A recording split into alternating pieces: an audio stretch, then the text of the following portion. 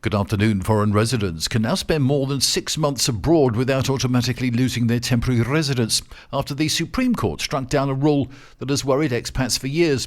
The decision, published in the State Bulletin, removes a restriction that previously allowed authorities to cancel residency permits simply because somebody had stayed outside the country for too long. For remote workers, families with responsibilities abroad, or expats travelling frequently, the old rule felt like a constant risk hanging over everyday life. The Supreme Court invalidated part of the immigration regulation that stated temporary residency could be withdrawn if the holder spent more than 6 months outside of Spain within a year.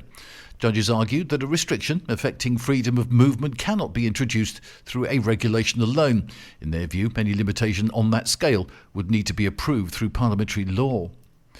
Norway's King Harald, who's now 89, was taken to hospital yesterday on Tenerife, suffering from an infection and dehydration, so the royal palace said in a statement. The king, who was on a private holiday with his wife Queen Sonja, was reported to be in a good condition, the palace said. Harald, Europe's oldest living monarch, has been Norway's ceremonial head of state since 1991. The king's personal physician will travel to Tenerife to assist the local health service, the palace said.